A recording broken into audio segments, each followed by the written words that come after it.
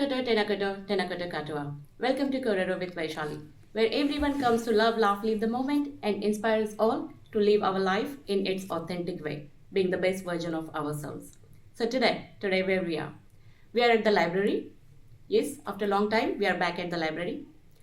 So we have today Honourable Tama Potaka. So we are gonna have Korero with Tama Potaka, who wears number of hats in Parliament. So his Ministry of Māori Development, Minister of Whānau Ora, Minister of Māori Crown Relations, and Minister of Conservation, Associate Minister of Housing as well. So let's welcome Honourable Tama Potaka to Kōrero with Vaishali. So, he mihi whakamiha kia koe e te rangatira, e te minita, Tama Potaka, no mai, hare mai, whakatomaira.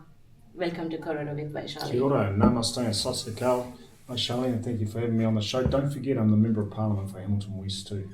Yes, definitely. Welcome to Tama Potaka, Hamilton West. The MP of Hamilton West. Yes. That was the first on my thing, but you have so many hats. I was like, okay, I got muddled up, I think. It's all good. Sorry about that. Thank you. All right. So, welcome to Kōrero with Vaishali, and let's start with our Korero. Let's rock and roll. Awesome. Thank you. All right. First thing first. So, beyond politics, there is a lot of personal story, values, and leadership journey. Yes. That had shaped who you are today. Amazing mahi you do around the communities. Thank you. So, for the listeners who may not know your story, how would you introduce yourself in your own words? Okay, my name is Tama Potaka, but I come from a variety of tribes, mountains and rivers, mainly in the lower North Island, Taranaki, Whanganui, Rangitike, Ruapehu, a little bit on Hawke's Bay, Horowhenua, and down across at the top of the south. My parents and their parents and their tūpono ancestors are from that part of the country. I was brought up down there as well, particularly around Ruapehu and Rangitike, so places like Raitihi and Oahakune, Hunterville, Rata, Martin, and in through there, and we used to spend time now and again going visiting my mum's parents over in Opanaki or South Taranaki. So that's where I spent my upbringing, went to university in Wellington, did a law degree, first class honours, a politics and Māori studies arts degree. Then I went overseas for a few years to New York City, did a law degree at Columbia University, became an attorney, was admitted to the bar in New York, came back, got involved in a lot of different things, governance, on various agribusiness and religious organisations, and of course met my beautiful wife, Ariana. We had 3 children, and I've worked in an area where things come together like business, culture, communities, enterprise, and actually helping people transform their whānau situations. That's the type of life I've been brought up with, and very much driven by values of looking after people and giving people support, but also trying to ensure that we get the right balance between culture and language, spirituality, communities, the environment, and the economy. And you can't have one without the other 3. They all sort of rise and fall together, and getting the right balance at any moment of time is really important. One of the values that we were brought up with in my whānau and family is if you do the work, you should get the rewards, and if you don't do the work, you probably shouldn't get the rewards. The other one is if you look after the land, it will look after you. And part of that upbringing is set out in my maiden speech in Parliament just in early 2023, and you can download that online, but that really sets out a lot of my upbringing and the values and the aspirations that I have for our people. We have 3 children. Te Aria, she's 18, she's up at the University of Waikato. Te Auru is nearly 16, he's at Hamilton Boys, and Aorangi is 14, and he's out at St. Peter's in Cambridge. And they're a very important part of Ariana and my sort of dreams for the world. Wow, beautiful. So balance is the key. The other thing is that I've had a lot of interaction with different people from different cultures, and no one culture's got all the answers, no one person has all the answers to some of the big challenges that are in front of us, but I really run by kotahitanga or unity, but that unity doesn't mean we're all the same. We have a lot of diversity, and that's okay. And we should encourage people to maintain their own traditions, their own cultures, their own languages.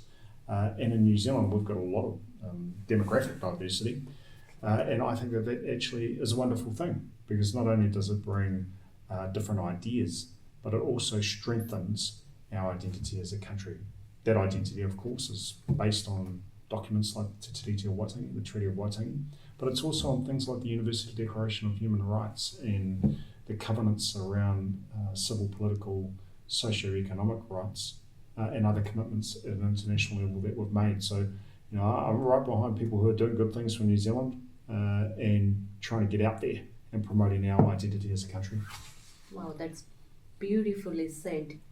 Wonderful, thank you. Yes, learning from each other. Yeah, absolutely.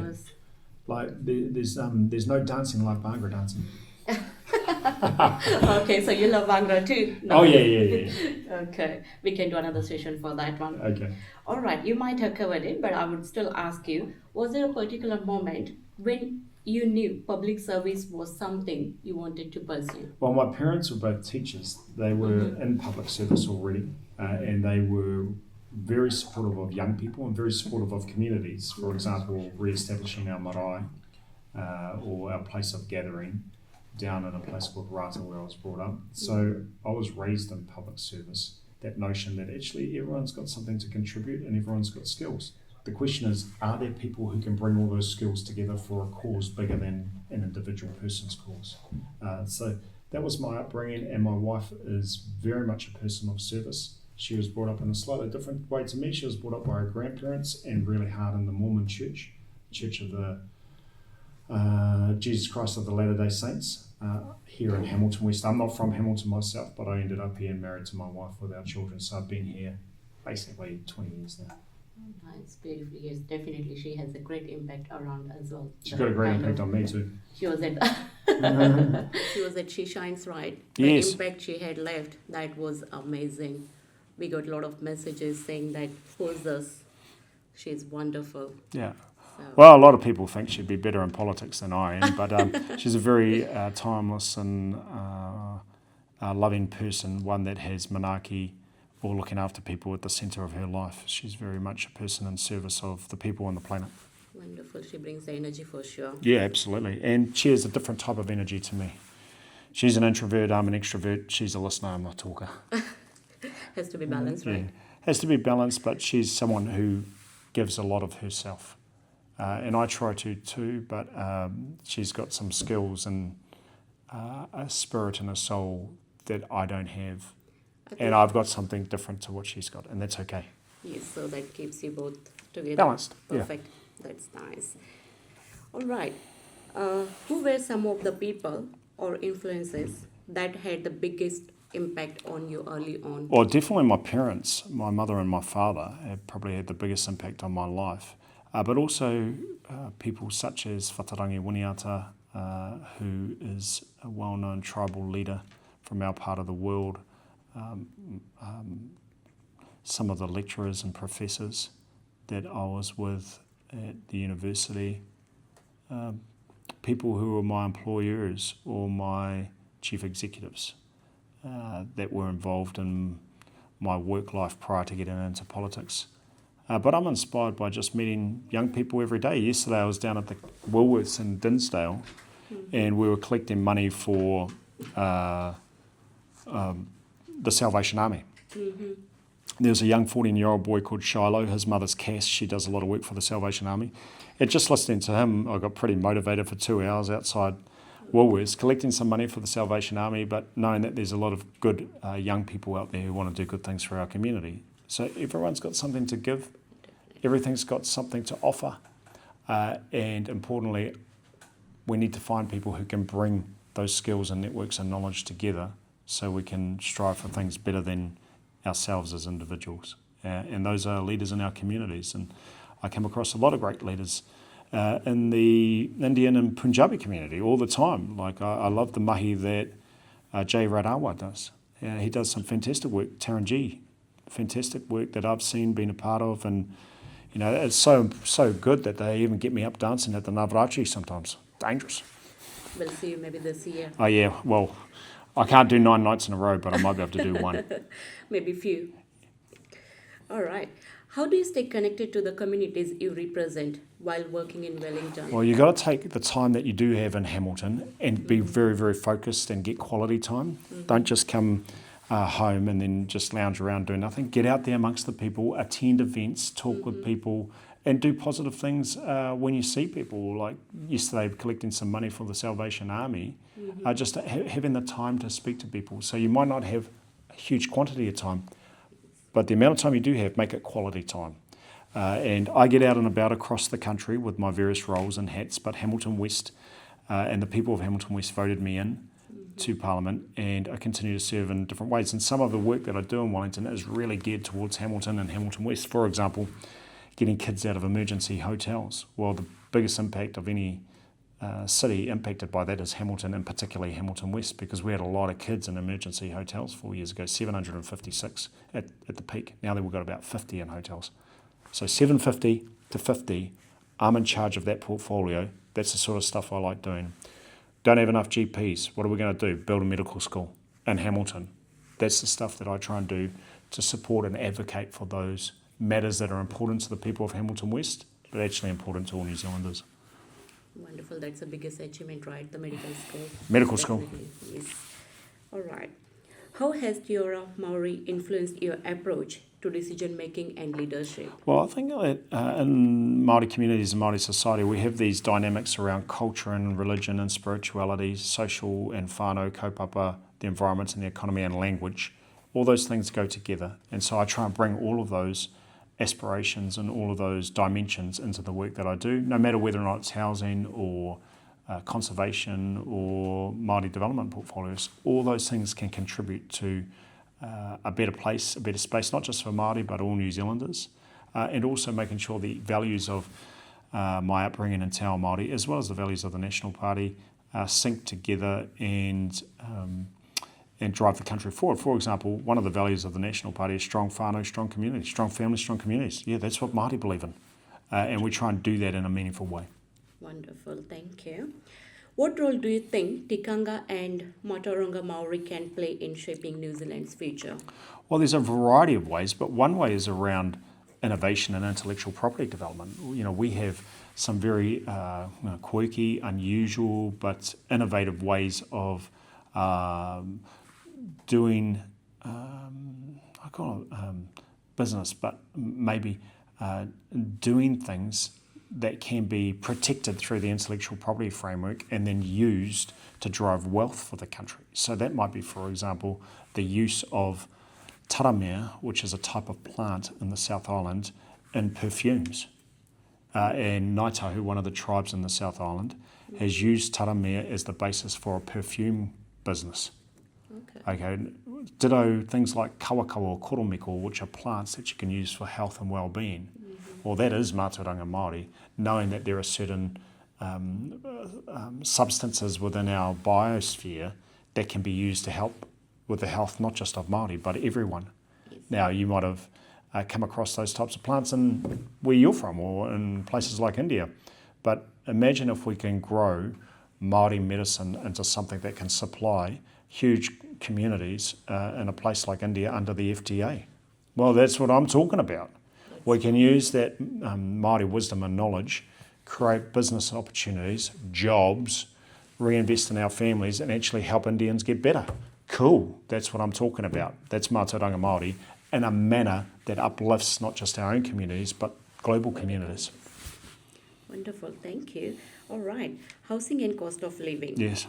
It continues to be one of the biggest concern of New Zealanders right now, especially younger families trying to get ahead. So housing has become one of the defining issues for many New Zealanders. How do you personally describe that challenge we are facing at the moment? So think in loose terms, a third of people have a house that they don't have a mortgage on, a third of people have a house with a mortgage on, and a third of people are renting. And there are some people in a very difficult situation, emergency housing, transitional, and maybe some other forms of subsidised housing support. The third that have their own house, the problems or challenges they've got is rising rates. Okay, and that's a challenge across all communities, but they don't have those interest payments that they have to make, so they're in a better situation. The ones that have a mortgage, we are trying as a government to get the interest rates down so they have headroom or disposable income. They don't have to pay $800 a week for a house, they might pay $500 a week for a house. That's why we're so geared up towards getting interest rates down. Then the people are renting. Some people want to rent, they don't want to own a house, and that's okay. But we're trying to make sure that there's clarity on the relationship between a landlord and a tenant, and that the standard of a rental property is solid and healthy. And then you have a group of New Zealanders that are doing it really tough. They might be living on the street, they might be in emergency housing. That group is thousands, but it's not hundreds of thousands. And we do things like transitional housing, housing first, to help those communities that are in a very difficult space living on the street, to make sure that they've got a pathway to get into a better housing situation. Across the board, what we know is housing is very, very expensive, whether or not you're in a situation where you want to buy or you want to rent. So what we're trying to do is change the consenting and zoning arrangements, the RMA, Resource Management Act and legislation, so it's not as expensive to get a section with infrastructure, pipes and electricity. That's like in Hamilton, that's $400,000 before you start building a house. Because if that section with pipes costs too much, you never get an affordable house, whether or not you're buying it or you're renting it. So our game is really to make sure that we get a reality check around the cost of housing, but more importantly, that we can drive wage growth faster than housing pricing or housing costs. If wages are like this and housing is like that, yeah, we're going to have problems. We have to drive wage growth faster than we drive housing cost. Then you have headroom. So our game, not just in housing but in the cost of living, is trying to make sure that wage growth is going up faster than the cost of living. And if we do that, we'll be in a better place. And if we don't, there's no headroom. And that's when people get crunched and they start making choices that are very, very, very difficult. Like, I'm not going to have lunch today, or I'm only going to have a piece of toast. That has a longer term effect on the health system. So we've got to get growth, and that's why things like the FTA with India or the European Union or UAE, that's so important, because that opens up the channel to grow business and to grow exports, because this country is a country of exporting. If we don't have exporting, we're never going to get the type of wealth we need to put on education, to put on housing, to put on health. We have to grow the export base. Okay, great. Thank you. Okay, so I went right out and then I came back in. Thank you. All right. Do you think the Kiwi dream of home ownership is still achievable for young generations? You kind of explain it. Well, there are challenges, but the answer is absolutely yes. What I think that we have to be careful of is the expectations of the size of the section, the size of the house, and doing it by yourself are just checked. Let's check that expectation, because actually a lot of people who bought their first house had help from their family, had help from their cousins, had help from mum and dad. If people think they're going to go and do it themselves and they're 23, 24, making $70,000 a year, and they're going to be able to do it by themselves without any help, I think that's quite a tough battle. That's quite tough. But if you work with your mum and dad or your cousins and you move in together for a year or two, that can work. And there are many communities, not just Indian communities, but others that actually do that. So doing it a little bit more strategic way, or a bit more sophisticated way is where it's at. And sometimes you have to work together in order to achieve it. Mm-hmm. Do one, 3 families working together, buy a house, 2 rent, and they pay that off, then they go to the next one, then they go to the next one. Okay, great ideas. All right. What do you see as biggest barrier preventing more homes from being built? As you say, that infrastructure. The zoning and the consenting laws. If you can't get a section that's got infrastructure on it at a certain cost, you can never get a house that's affordable. So we've got to make sure that the RMA, the Resource Management legislation, and the consenting arrangements in councils are tilted towards enabling sections and houses to be built. Okay. So that's the biggest one. There's others too, but that's the main thing. Okay. So, what role does central government and play versus local councils Well, central in this? government can set the framework up, but local councils have to operationalise and deliver on the Resource Management Act and the legislation that goes with it. Central government can't do that from Wellington, but we set the framework, councils deliver it. Now, if councils, put money in the wrong place, for example, building too many cycleways, they won't have enough bandwidth to support the pipes to go into sections. So they've got to make very clear choices what is important. Now, some councils want to build cycleways everywhere. I don't think that's a great idea when the pipes don't work. Fix the pipes, get some new pipes in, get the electricity moving. Has to be considerable with the ratio. You've got to get the right balance. And if they want growth, like Hamilton's probably going to be the third biggest city in 10 years. And it might be the second biggest city in 30 years, 25, 30 years. I think it will be. I think it'll be bigger than Christchurch. It won't be as big as Auckland, but Auckland's just North Hamilton anyway. So we've got to be really clear. If we're going for growth, if we're going to grow the city of Hamilton, focus on basics. Don't focus on bells and whistles. True.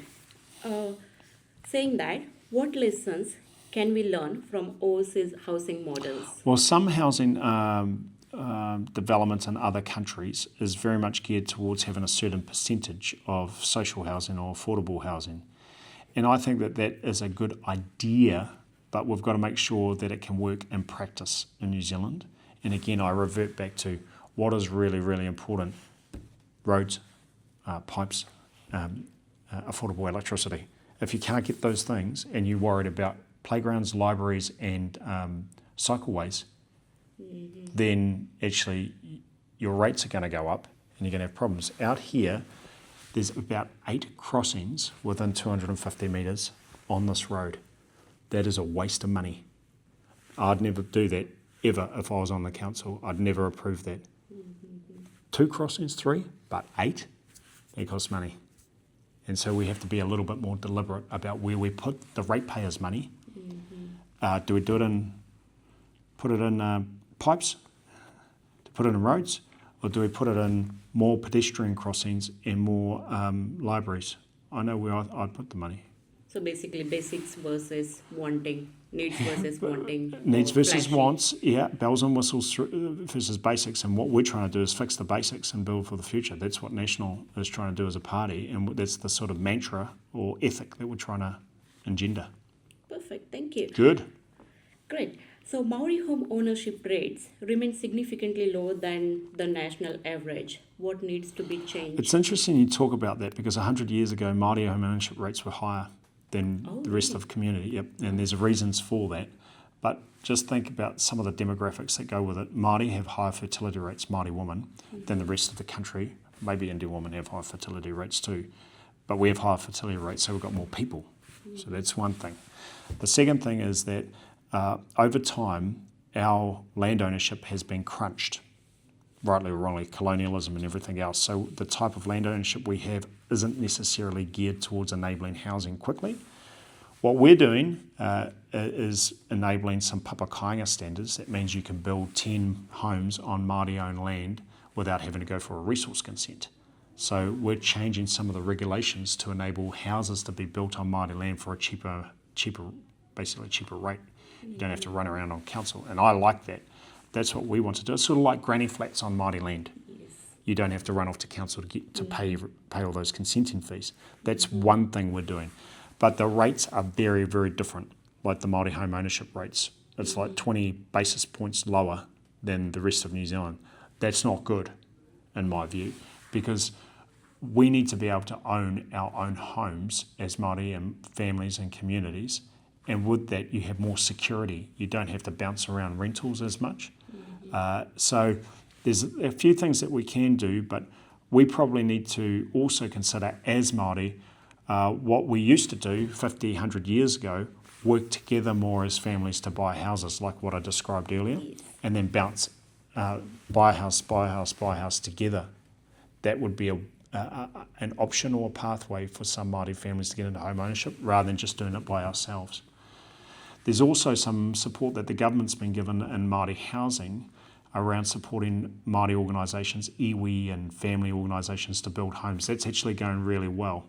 So this government's indicatively approved about 1,000 homes to be built on Māori land. Many of them are affordable rentals, and then over 10 or 20 years the families might be able to buy them.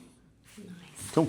Wonderful. Okay, stepping away from policy for a moment, there is one question everyone seems to ask at the moment, talk of the town. Do you like butter chicken?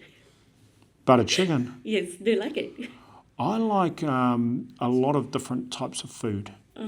Now, butter chicken is something that I will eat, but it's not my best Indian meal. I like tandoori a little bit you more. like tandoori chicken? Yeah, I like tandoori and rendang, like Malaysian style. I like that more. Oh, nice. Especially with tandoori paratha bread. Oh, okay. Yeah, so my wife, she likes roti bread, and our boy likes cheese naans, Okay. but I like tandoori paratha. Oh, nice. So if you know where that best tandoori paratha is in Hamilton, let me know. Because they used to do some good ones down at Bala's, but it got bowled. Bala's is still there. No, it's gone. It's gone. There is one in Hamilton East. Oh, in East, yeah, the one in West. The one in the West by the hospital got bowled. Oh, really? Yeah, it's gone. Frankton. Yeah. What? Frankton. It's in Frankton now. Oh, they moved it to Frankton. Oh, got to find There it. we go. You found your Yeah, place. yeah. No, We- tandoori paratha, there We is make good. our Indian food so good. We're not Yeah, yeah, going yeah. outside for Indian food. You know, so I like the dry sort of chicken, not dry, but in the, what is it, the oven rather than in the curry. Tandoori, that is kind of tandoori. Yeah, that's what I like. Nice. But I'll eat anything that's going, so whatever. Okay, nice. Yeah. All right, so on more serious note, the relationship between New Zealand and India has been getting a lot more attention in Yes. recent years. Yes. It's not just about cricket either. Oh, yes.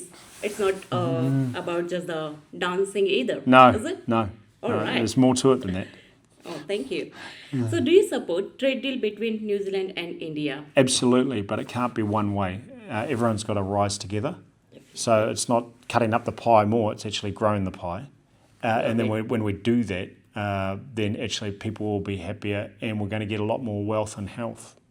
It's not just about money, but it's about the health of the people and the planet. That's what we need to do. Definitely. I think us being Kiwi Indians, we feel safe. We're born and brought up there. But we are growing our kids here. Yeah. You know, our generations are growing Absolutely. here. So definitely it has to be fair both ways. Well, and, people from the Indian communities have been here for a couple of hundred years, been here for ages. Yes. Yeah. Awesome. Thank you. So trade deal with India would be major milestone for both countries, New Zealand and India. So why is this relationship so strategically important? Well, the first thing is that we have some shared histories. We've got some shared stories, whether or not that's through our strong sense of religion or spirituality or the interaction with colonial, Britain or the work that and the mahi that we did together at various world wars. We're all in this together. But going forward, we're a safe and democratic and secure country, and I think that it's important for our relationships to be with other democracies that have a commitment to the rule of law and the commitment to doing the right things and doing them right.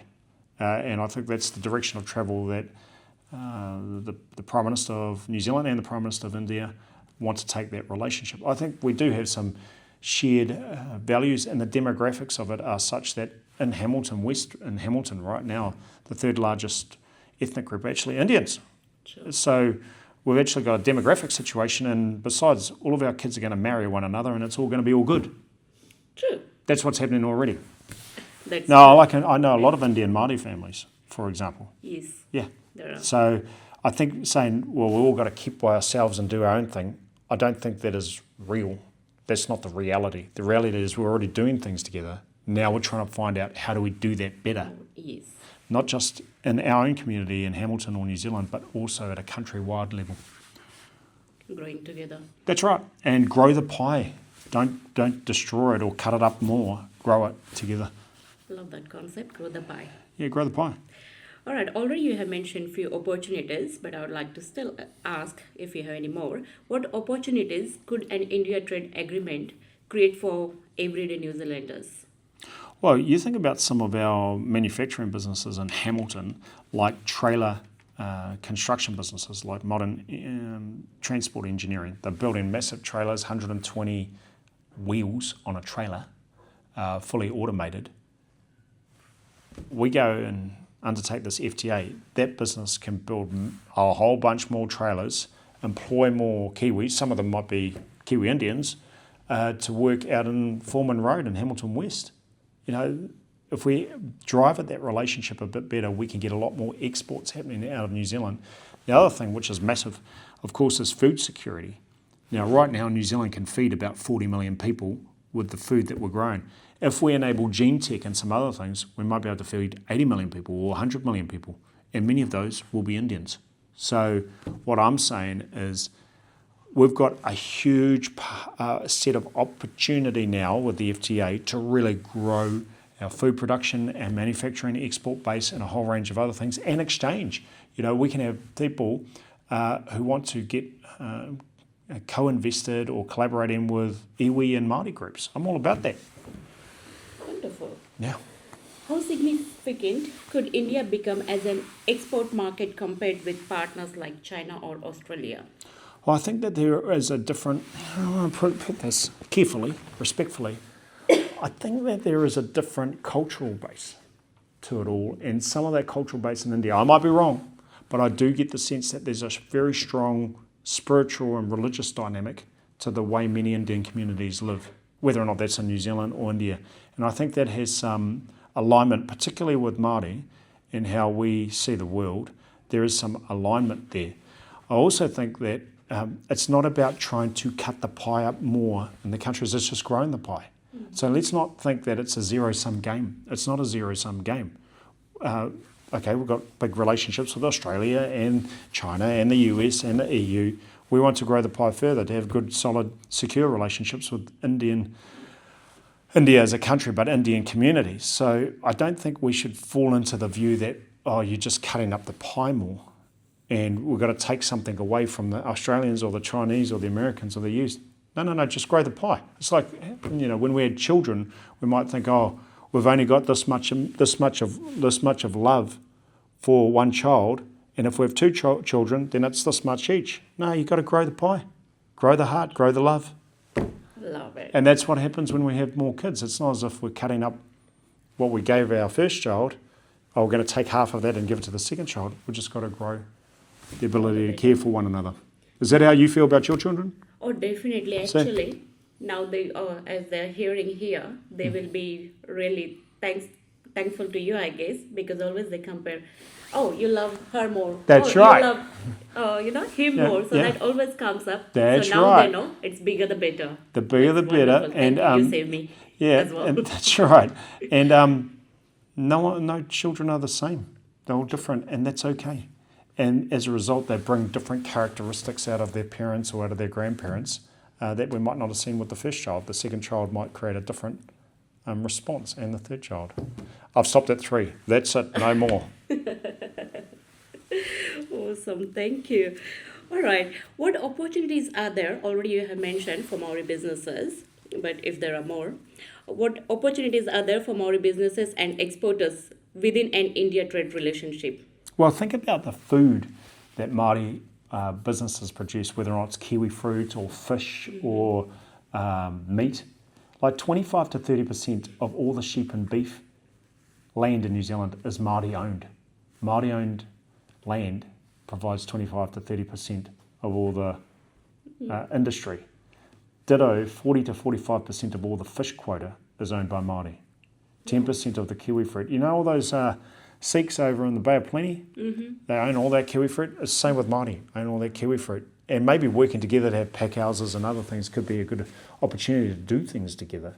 But I'd dearly love to take over some of our artefacts and our taonga or our treasures and have exhibitions in the Indian museums, and people can see the value and the power of our heritage and our culture. Use that as a basis for commerce, use that as a basis for trade. But if you go and trying to do a deal with money, people are like, what's this guy up to? Now, Indians have had trade experiences for thousands of years. And as Māori, we've had that for hundreds of years. But India's like 5,000 years of trade. So there are, I think, some lessons that Māori can learn from Indian trade experiences that we can bring to bear in our own mahi. But food, wood, manufacturing, I run into people all the time that would love to export to India. They're just trying to find a pathway, trying to find a channel. And now the FTA's in place, and you and me could be trade delegates. Wonderful. We could, and we could, yes. We have... And a mystery, trade ambassador. Definitely, we could do that. All right. Is this deal mainly about economics, or is it also about diversifying New Zealand's international relationships? I think it's both. I think there's geopolitical elements to it, but one way that we enhance geopolitics is have more free trade between one another. If we become protectionists, so we go back inside ourselves, that's not very outward looking, and it makes it harder for people to do things together. I have a view that the world can be a better place. I think about some of the environmental initiatives that we could do together. That's another area where I know that there are some very strong climate and environment challenges in India, and the same here, but we have some answers for some of those things too. And we could export those types of services and products as well. Mm-hmm. Anyway, just a thought. We already do. Some of the machinery and factories that have been deconstructed in New Zealand have basically been exported to India. That's happened in the past. Oh, wonderful. Yeah. All right. Could stronger ties with India reshape New Zealand's role in Indo-Pacific region? I think so. I don't think we should understate that, but we're seen as a small but reliable country in terms of our democracy and the belief in the rule of law and appropriate political systems. So there's more work to do, but yes, definitely. All right. What role does Indian community in New Zealand play role in strengthening the relationship between two countries? I think that's a role as a platform or as a connector. So many Indian communities here still have very strong relationships in India, and we can use those relationships in an ambassadorial or diplomatic or trade envoy type way. And people here from the Indian community are often bringing stuff in from India and reselling it. Or can you do it the other way? Take stuff from New Zealand and resell it in India? That's what the FTA about, right? Well, I think so. That's only my view, though. I'm only one person. It's being placed, so we all can do it together for sure. Okay. Now, New Zealand's identity is closely tied to natural environment. Yes. Do you think we are living up to that image? I think we can do better. And that's why yesterday I introduced, or the day before, some legislation into the House to amend the Conservation Act 1987. It's been 40 years and we need to modernise that. But one of the things that I see is there are a lot of Indian and other ethnic communities around New Zealand that want to get more engaged with the environment. And I think that's a wonderful thing. I went to Hui over in Forest Lake about 2 years ago where a small Indian community, about 100 people, were planting trees. I was all about that. Yes, Yeah. I've seen this year as well. Yeah. There were quite a lot of communities planting. Exactly, and that's what we're about. If we have more of the Indian community out shooting deer and possums, that would be good too. Get rid of those rodents, rats and mustelids, stoats and other things, because actually one of the endowments of this country is we have some amazing biodiversity. I don't know if you've seen, we don't have any lions, not like any elephants, but we do have a lot of flightless birds and other things. And I don't know if many Indian communities that live in New Zealand sort of understand that, but we do have some unusual species in New Zealand. They're actually the only mammal in New Zealand that's native is a bat, the long-tailed bat and the short-tailed bat. But we've got all these birds and insects and other things like weta and other things that you can't see anywhere else in the world, tuatara, like those little guys, little reptiles. And it'd be great to see more people from the Indian community actually get enthusiastic and energised by that and joining up with people like myself trying to save the country, save the planet, but importantly improve biodiversity and celebrate those endowments that we have. You tell me, I will bring them all. They will be happy to do that. Happy days. We love nature as much as you do. Yeah, that's right. Yes. How do we balance economic development with protecting the environment? Well, those two things go together. Like, there's not a lot of economic development without the environment. And the environment by itself's lovely, but how we're going to live and pay for health, education, housing, and these other things that we want. So we've got to do that in a balanced and very protective way. Don't forget, we've only got one planet and we've only got one country. So we've got to look after it in a way that sustains over generations. Now, what we have to be very, very careful around is some activities that might take place in the environment that can really ruin things for decades or centuries. So when you get into activities that involve things like arsenic or poisons, we've got to be very careful about how we manage that over time and protect the environment, do things that make sure that that doesn't get into the water and other things. So it's very important. And you go to some countries in the world, they've got serious water pollution going on. That is a problem because water is the source of life. And we have to be very, very mindful and elevated in our protection around that stuff. True. All right. As we discussed earlier, we have most unique native species around New Zealand. What are the biggest threats they face today? Well, number one, in no particular order, temperature and climate. Because our species, our indigenous species, have been brought up in a certain climate. When it gets too hot, beyond the usual range, or too cold, then there are issues and the animals start changing. For example, out in the ocean, different animals are now, fish and mammals are now coming to New Zealand because of the temperature of the water going up. So more tropical animals are coming back down into New Zealand, as an example. So first thing is the climate, temperature, those sorts of conditions. Second thing is around development and doing too much to destroy habitats to, let's say, build new towns or cities.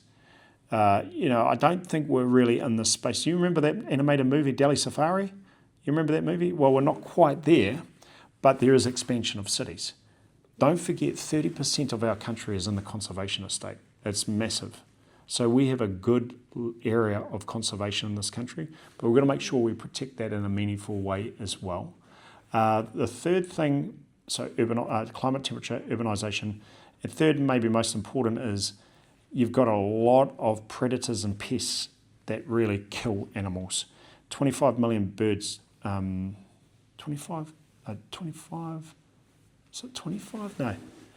65,000 native birds die every day.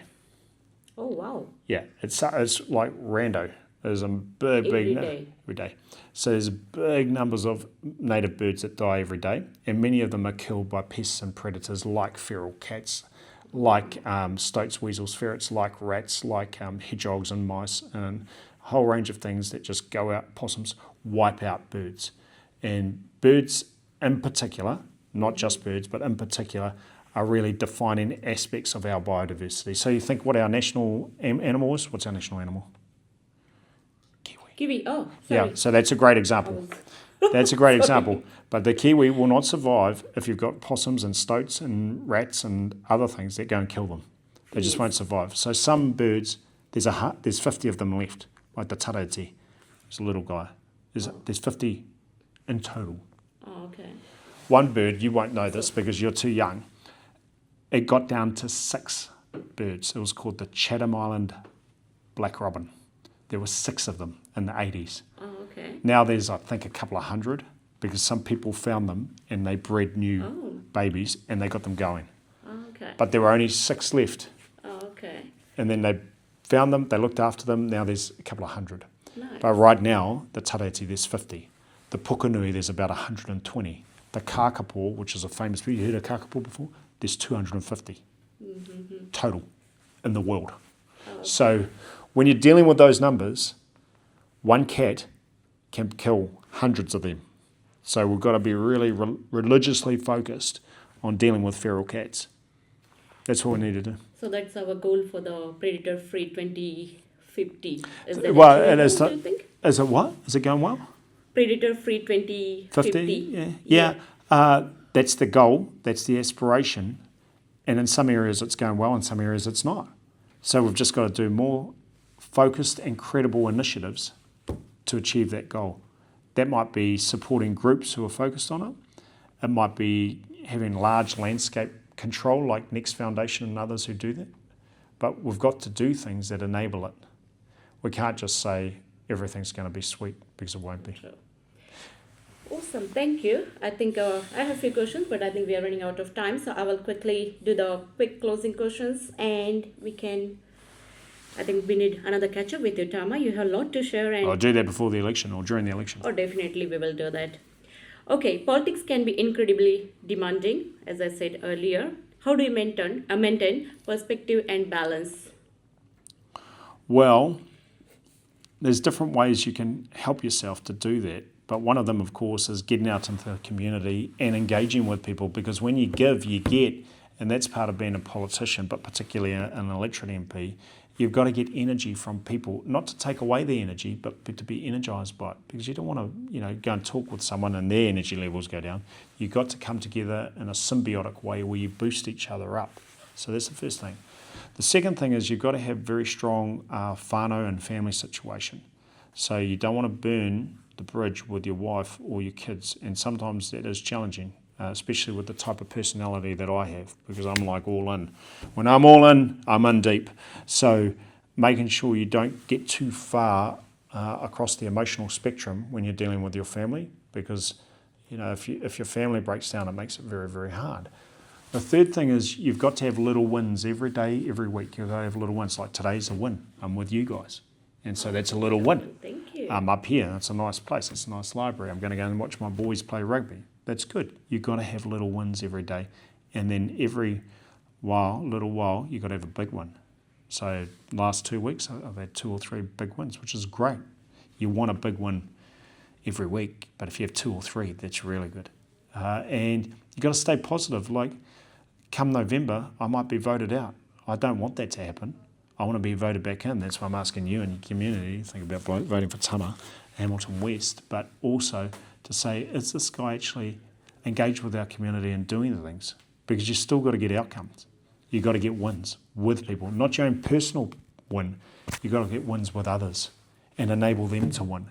And that gives me a lot of energy when I support people to do what they're trying to do and for them to get the win. That's cool. Oh, wonderful. Thank you. All right. If you could accomplish one lasting thing during your political career, what that would be? Well, there's a few things out there, Vaishali. There's a few things. But one thing I'd love to do is make sure that we crunch the inequality of opportunity that many communities have. If we can do that, if people have a similar ability to access health or access education and a pathway to success, that would be good, because right now in our country, a lot of people have an unequal set of opportunities because of their housing, because of their education, their health and wellbeing. If we could crunch that and establish a minimum threshold around health, housing, education, law and order, that would be amazing. And I want to be part of the effort that achieves that. And to do that, you can't just have a change in social development. You've got to have all these things rise together: culture and language and religion, families and social development, the environment, the economy. Because if you go too far one way, you lose these other things. You've got to bring them all up together. And you know what? We've got the resources to do that. We've got the attitude to do that. And we've got the communities and culture that can do that. So let's do it together. Definitely. Let's grow together. Awesome. Thank you, Tama. Thank you so much. Do you have any message for the community? Fix the basics, build for the future. Let's get the basics sorted, love one another, and of course, have a great time. Ka kite anō. Awesome. Thank you. Thank you, everyone. Thanks for watching us. Please watch full video. It is full of insights and a lot of knowledge and a lot of good things. You might be able to put that in your daily life. So yes, thank you. Thanks for watching us, and thank you. Thanks for being on Kōrero with Vaishali. Okay, ka kite anō.